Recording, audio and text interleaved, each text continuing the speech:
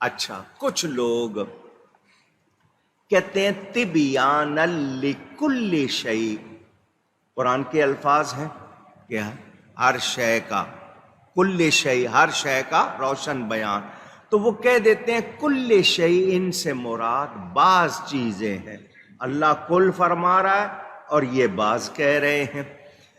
اور دلیل میں وہ ہدہد کا قول پیش کرتے ہیں وَأُوتِيَتْ مِنْ كُلِّ شَيْءٍ، کہ بلقیس کو وہ آ کے بیان دیا تھا ہدہد نے سلیمان علیہ السلام کے پاس کہ ایک عورت ہے وہ حکومت کر رہی ہے، سورج کی پوجا کرتے ہیں اس کی قوم، اور اس کو ہر چیز دی گئی ہے، تو بلقیس کو ہر چیز تو نہیں دی گئی، تو کل شیء سے مراد بہت سی ایسی چیزیں جو اس وقت نہیں تھیں بعد میں ہوئیں، لہٰذا ثابت ہوا کہ کل شیء سے مراد بعض بھی ہوتا ہے۔ اس کا جواب ان کو غور کرنا چاہیے کہ اللہ تعالی نے ہدہد کا یہ قول بیان فرمایا ہے، خود اس نے یہ خبر نہیں دی، ہدہد کی بات کی ہے کہ ہدہد نے یہ کہا، اللہ نے یہ نہیں فرمایا، یہ ہدہد کی بات ہے کہ ہدہد کہہ رہا ہے کہ اس کو ہر شے دی گئی ہے، کیا اللہ نے فرمایا اس کو ہر شے دی گئی ہے؟ نہیں۔ تو ہدہد کے قول کو آپ اللہ کے قول سے، اللہ کے فرمان سے کیسے اس کا مقابلہ کر رہے ہیں؟ اب ہدہد نے آ کر حضرت سلیمان علیہ السلام سے کہا انی وجدت امرأۃ تملکہم، میں نے ایک عورت کو پایا جو لوگوں پر بادشاہی کرتی ہے، وَأُوتِيَتْ مِنْ كُلِّ شَيْءٍ وَلَهَا عَرْشٌ عظیم، یہ بیان کچھ پہلے آپ مجھ سے ابھی کچھ جمعے پہلے سن چکے ہیں۔ اس کو ہر چیز میں سے ملا ہے اور اس کا عرش جو ہے، اس کا تخت جو ہے وہ بہت بڑا ہے، عظیم ہے۔ کسی ایک پرندے کا اپنی استعداد جتنی اس کی ایبلٹی صلاحیت ہے اس کے مطابق سمجھ کر کل کہنا کل شے، اور اللہ تعالی کا کل شے کہنا کیا برابر ہوگا؟ اونچی میں کہہ دوں کہ سب کچھ ہے اس کے پاس، یہ میرا کہنا، اور اللہ فرمائے تو دونوں میں فرق ہے یا نہیں؟ پوچھ رہا ہوں۔ تو جو لوگ پرندے کی بات لے کر اللہ کی بات سے اس کا تقابل کر رہے ہیں، ان کو سوچنا چاہیے پرندے کا کل کیا اور رب کا کل کیا، ان کو سمجھنا چاہیے۔ ملکہ بلقیس کا مال و متاع جتنا سامان تھا وہ تمام چیزیں ہدہد کی کل شے، ہدہد نے ان کو کل شے کہا، اللہ تعالی کا وہ کل شے نہیں ہے۔ اس میں اتنا ہی فرق ہے جتنا ہدہد کے عرش عظیم میں اور اللہ کے عرش عظیم میں ہے۔ اب اس ملکہ کے تخت کو ہدہد نے عرش عظیم کہا، اب اس کا تخت، عرش تخت کو کہا، اس کا تخت ہدہد کے لیے عرش عظیم، تو اللہ کا عرش جو ہے وہ ہدہد کے اس عرش کے مقابلے میں بہت بڑا ہے یا نہیں ہے؟ تو وہ ہدہد نے اس کو بڑا تخت کہہ دیا، تو کیا اللہ کا عرش عظیم بھی ویسا ہی مانا جائے گا؟ لفظ دونوں ہیں، عرش عظیم اس کے لیے بھی، لیکن اللہ کا عرش عظیم بہت شان والا ہے، ہدہد کا عرش عظیم کہنا وہ شان رکھتا نہیں۔ ملکہ بلقیس کا تخت میں نے آپ کو بتایا تھا 70 یا 80 گز لمبا، 40 گز چوڑا تھا، یہ ہدہد کے لیے عرش عظیم۔ اللہ تعالی کے عرش عظیم کی بات میں آپ کو ذرا سناؤں، سنیں۔ اللہ کا عرش ذرا تھوڑا سا سمجھنے کے لیے بتاؤں، یہ جو سورج ہے جو اس وقت چمک رہا ہے، دن کا وقت ہے، یہ زمین پوری جتنی انٹائر ارتھ، پوری روئے زمین سے 150 گنا بڑا ہے۔ یہ جو آپ کو پلیٹ جتنا نظر آ رہا ہے نا، یہ پوری روئے زمین جتنی ساری دنیا 200 کتنے ملک ملا کے سب کچھ ملا کر یہ اس سے 150 ٹائمز مور زیادہ بڑا ہے، اور آسمان میں اتنی سی جگہ پہ نظر آتا ہے۔ دیکھتے ہیں نا آپ، تو آسمان کتنا بڑا ہوا، تو پھر پہلے آسمان سے دوسرا، دوسرے سے تیسرا، تیسرے سے چوتھا، چوتھے سے پانچواں، بڑے ہیں آگے، ساتواں کتنا بڑا ہوگا. اور سب آسمان، یہ ساتوں آسمان کرسی کے سامنے ایسے ہیں جیسے کسی تھال میں 7 چونیاں رکھی ہوں.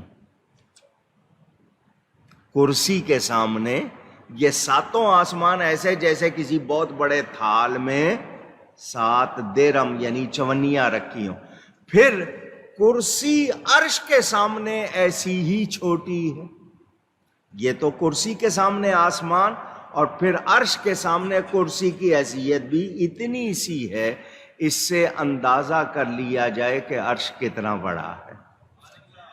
اہل رصد جس کو فلک الافلاک کہتے ہیں، مرکز عالم سے اس کے مقعر تک حسب نقل روح المعانی 3,35,24,609 فرسنگ کا فاصلہ، اور ایک فرسنگ 3 کوس کا ہوتا ہے. تو اب یہ فاصلہ ہوا 10,73,827 کوس. یہ اس دائرہ سطح مقر کا نصف قطر، نصف گولائی ہے. اب اس سے سطح مقر کی اس کی عظمت کا اور وسعت کا اندازہ کر لو. اور محدب تک فاصلہ اہل رصد کو معلوم نہیں ہوا، حالانکہ اہل حیت جو اس علم کے ماہر ہیں ثابت نہیں کر سکے کہ فلک الافلاک سے اوپر کچھ نہیں. اور روایات سے ثابت ہے کہ عرش کے اوپر کوئی جسم نہیں. تو اب اندازہ کر لو، اتنا بڑا عرش ہے اللہ کا، اور حدود اس تخت کو عرش عظیم کہہ رہا ہے. تو دونوں میں فرق ہے یا نہیں ہے؟ اونچی کتنا بڑا فرق ہے.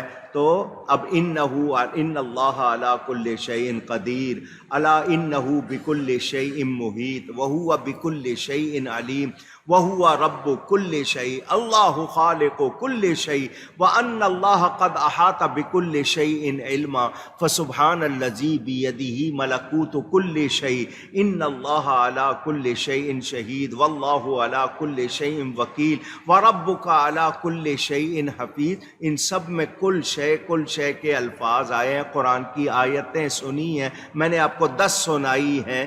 تو اب مجھے بتا دیں اللہ کے کل شے اور حدود کے کل شے میں فرق ہے یا نہیں ہے؟ تو جو اس کو کہتے ہیں کہ نہیں اس سے مراد بعض ہے، تو وہ یہاں کیا کہیں گے؟ اللہ کے کل شے کو کیا کہیں گے؟ تو ان کو سوچنا چاہیے. میرے دوستوں اور بزرگوں، اب ذرا دھیان سے سنیے گا. بعض مفسرین کا بعض علم غیب فرمانا، تو وہ اللہ تعالی کے علم غیب کا بعض ہے، یعنی اللہ تعالی نے بعض علم غیب عطا فرمایا. یہ جو بعض کا لفظ آتا نا کچھ، تو یہ اللہ کے علم کا کچھ ہے، منکرین و مخالفین والا بعض نہیں، کہ جو مخالف بعض کہتے ہیں وہ نہیں، یہ اللہ کے علم کا بعض ہے. اللہ تعالی کا بعض کل شے اور تمام مخلوقات کے علم سے بھی بہت بڑا ہے. جو اللہ کا بعض ہے نا، اللہ کا کچھ علم کل شے اور تمام مخلوقات کے علم سے بھی وہ بہت بڑا ہے. چنانچہ بخاری شریف میں ہے، حضرت خضر اور حضرت موسیٰ علیہ السلام کے سامنے ایک چڑیا نے دریا میں سے اپنی چونچ بھری، پانی لیا دریا سے اپنی چونچ میں. تو خضر علیہ السلام نے حضرت موسیٰ علیہ السلام سے کہا کہ میرا اور تمہارا اور تمام مخلوقات کا علم اللہ کے علم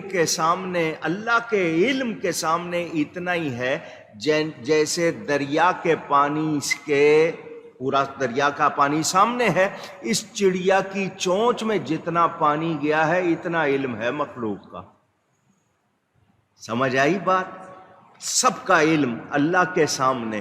تو اب کل شے لامتناہی قرار دیا، اور اللہ کا علم جو ہے اس کو کوئی جان سکتا، اونچی کہیے گا، یہ ذہن میں رکھ لیں۔ ہم یہ کہتے ہیں کہ اللہ تعالی اپنی عطا سے جس کو چاہے جتنا چاہے عطا فرمائے۔ اب اس نے کس کس کو عطا فرمایا، میں اگر تفصیل میں جاؤں تو چند باتیں اور سن لیں۔ اللہ فرماتا ہے وَعَلَّمْنَاهُ مِن لَّدُنَّا عِلْمًا، ہم نے خضر علیہ السلام کو اپنا علم لدنی عطا کیا۔ تفسیر ابن جریر میں حضرت عبداللہ ابن عباس حضور کے چچا زاد بھائی فرماتے ہیں کان رجلاً یعلم الغیب، کہ وہ مرد خضر علیہ السلام علم غیب جانتے تھے۔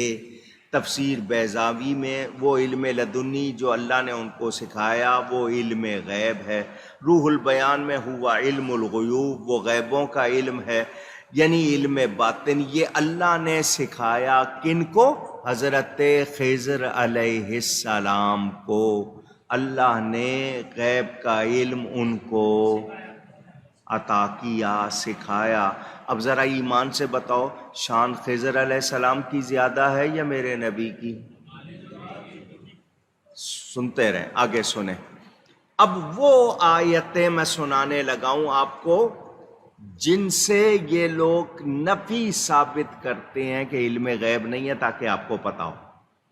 سورہ النمل اور انعام کی آیت لا یعلم من فی السماوات والارض الغیب الا اللہ، جو آج جمعے میں نے آیت پڑھی وہ والی، اور دوسری وعندہ مفاتح الغیب لا یعلمها الا ہو، کہ زمین و آسمان میں اللہ کے سوا کوئی غیب نہیں جانتا، اور اسی کے پاس غیب کی کنجیاں ہیں، انہیں اللہ کے سوا کوئی جانتا نہیں۔ یہ جو آیتیں دونوں پڑھی ہیں، میں پھر کہہ رہا ہوں ان آیتوں سے بالذات، کیا لفظ کہا میں نے؟ ایک بار کہہ دیجئے، زور سے کہہ دیں، خود سے۔ بالذات کے معنی خود سے، پھر کہیے گا، آپ کو یاد کرانے کے لیے کہہ رہا ہوں، خود سے۔ علم کی نفی ہے کہ خود سے کوئی جانتا۔ اگر آپ کہیں کہ نہیں جی یہی آیتیں تو جو میں نے پہلے سنائی ہیں ان کا کیا ہوگا؟ کیونکہ یہ تو ہو نہیں سکتا افتؤمنون ببعض الکتاب وتکفرون ببعض، کہ قرآن کے کچھ کو مان لو کچھ کو نہ مانو، پورا قرآن ماننا ہوگا۔ تو وہ آیتیں آپ سن چکے کہ اللہ اپنے پسندیدہ رسولوں میں سے جس کو چاہتا ہے عطا کرتا ہے۔ اب یہاں جو نفی ہے کہ اللہ کے سوا کوئی نہیں جانتا، اس کا مطلب یہ کہ خود سے کوئی جانتا نہیں۔ اگر یہ توجیہ نہ کی جائے تو کچھ خرابیاں لازم آئیں گی، یعنی وہ آیتیں جن سے ثابت ہو رہا ہے پھر ان کا انکار ہوگا، اور یہ ہو سکتا نہیں، کیونکہ یہ قرآن اللہ کی طرف سے ہے۔ تو ہمارا یہ کہنا کہ جن آیتوں میں تم نفی کی بات کرتے ہو کہ اللہ کے سوا کوئی نہیں جانتا، ان کا مطلب کہ اللہ کے سوا خود سے کوئی نہیں، کیونکہ دوسری آیتوں میں ہے اللہ جس کو چاہتا ہے جتنا چاہتا ہے عطا فرماتا ہے۔ تو ہم نے دونوں آیتوں کو ماننا ہے، اثبات والی بھی اور یہ بھی، نفی والی بھی۔ تو نفی کا مطلب خود سے کوئی نہیں جانتا، اور اثبات کا مطلب اللہ کی عطا سے اس کے پیارے جانتے جو مانتے ہیں کہیں جانتے ہیں۔ آپ نے یہ سن لیا۔ میرے دوستوں اور بزرگوں، اللہ کے علم کے مقابلے میں بات کرنے والوں کو ذرا سوچنا چاہیے۔ رب دینے والا ہے، وہ جس کو جو چاہے عطا فرما دے، تو رب کا دیا ہوا ماننا غلط، اونچی کہیے گا۔ اب ایک بات کر رہا ہوں، اشارہ کر رہا ہوں، مفاتح الغیب، غیب کی چابیاں، کیا کہا میں نے؟ لفظ کیا ہے؟ مفاتیح۔ کیا ہے؟ سورہ فاتحہ پڑھتے ہو نا، فاتحہ کے معنی کھولنے والی، اوپنر، پہلی سورت ہے۔ تو مفاتیح کس کو کہتے ہیں؟ چابیوں کو. کس کو کہتے ہیں؟ دوسری آیت میں آیا مقالید، وہ بھی چابیوں کو کہتے ہیں. مفاتیح اور مقالید کس کو کہتے ہیں؟ اب دیکھیں محبت والے راز کیسے نکالتے ہیں. یہ محبت والوں کو سنا رہا ہوں. مفاتیح اور مقالید، یہ دو لفظ کہہ دیں تو بڑی مہربانی. مقالید، مفاتیح اور مقالید. مفاتیح میں پہلا حرف کیا ہے؟ میم. آخری حرف کیا ہے؟ ہے. عربی میں ہا اور اردو میں ہے. مقالید میں پہلا حرف کیا ہے؟ میم. آخری حرف کیا ہے؟ دال. میم ہے میم دال، کیا بنا؟ محمد صلی اللہ علیہ وسلم. اور کائنات کے راز کھلتے ہیں تو نبی سے کھلتے ہیں. اللہ اکبر یا رسول اللہ.